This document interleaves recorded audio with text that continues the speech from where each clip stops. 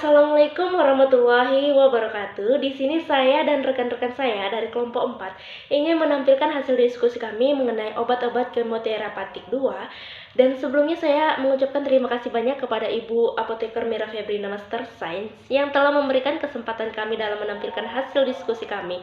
Nah, di sini saya akan mengenalkan rekan-rekan saya terlebih dahulu. Ada Bang Muhammad Rifani, Anissa Elvi Nurjana, Febri Ajija, Indri Hotma Sirait, Larasati Arsat, dan saya sendiri Murni Santika, dan ada Ramanda Safitri. Baiklah, materi lebih lanjut akan dijelaskan oleh rekan-rekan saya.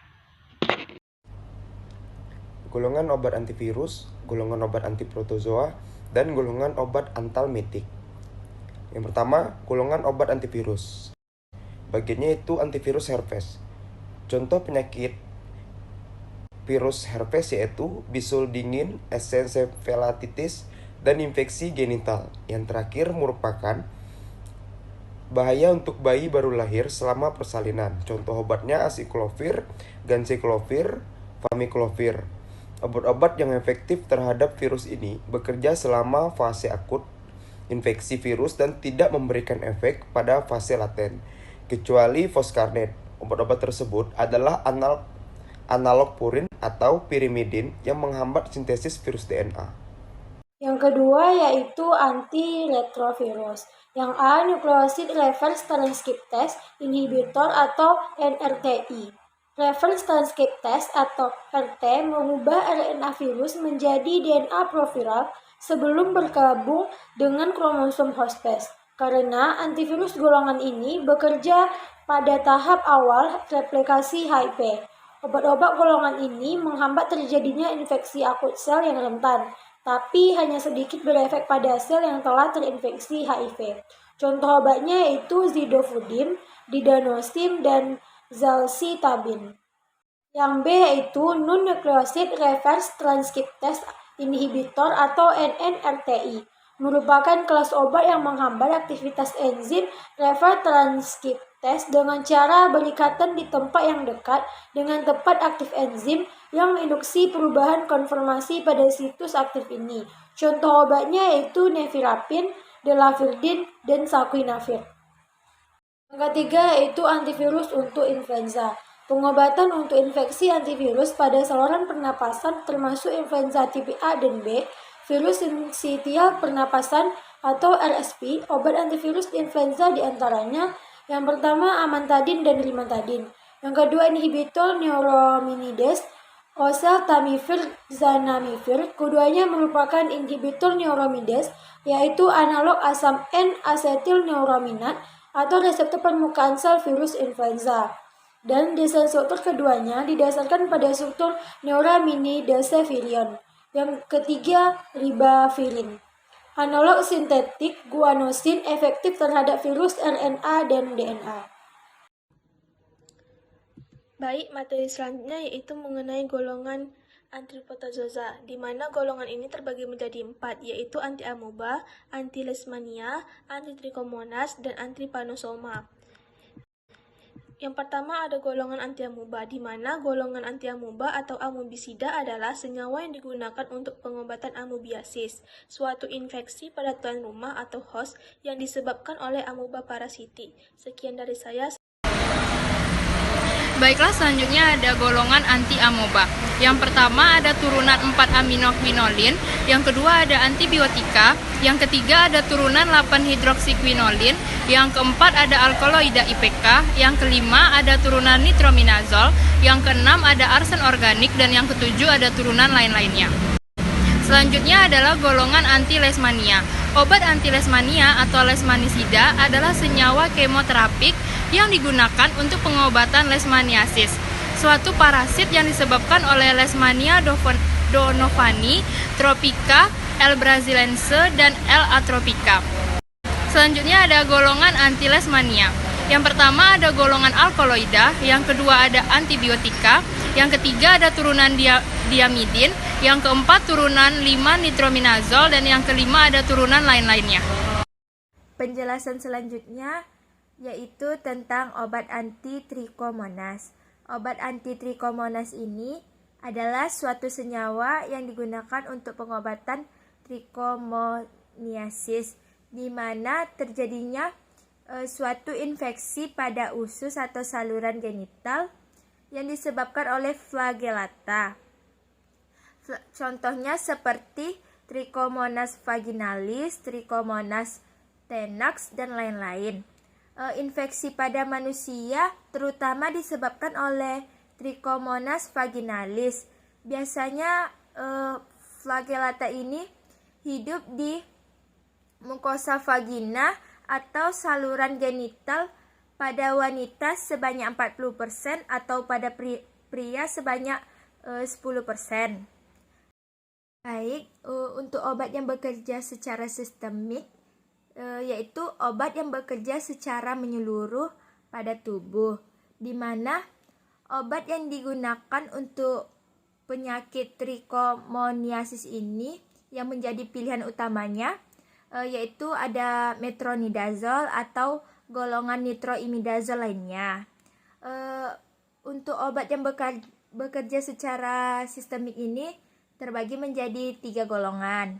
Ada golongan antibiotik, misalnya tetrasiklin, natamisin, pentamisin. Terus ada golongan 8-hidroksiquinolin, ada cloiquinolin, ada iodoquinolin. Kemudian golongan nitroimidazole. Contohnya ada benzonidazole, misonidazole, metronidazole, fluinidazole, dan lain-lainnya. Ada juga obat yang bekerja secara setempat, misalnya ada aminakrin HCl, povidone iodin, dan clotrimazole. Baik, hanya itu yang dapat saya sampaikan. Bila ada kata yang salah, mohon dimaafkan. Saya kembalikan kepada moderator. Baiklah, selanjutnya adalah golongan obat antelmintika. Penggolongan obat antelmintika terbagi 2. Yang pertama, infeksi cacing parasit atau kecacingan. Yang kedua, inang, vektor, dan parasit.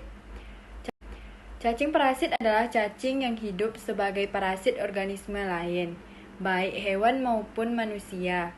Mereka adalah organisme yang hidup dan makan pada tubuh yang ditumpangi, serta menerima makanan dan perlindungan sementara menyerap nutrisi tubuh yang ditumpangi.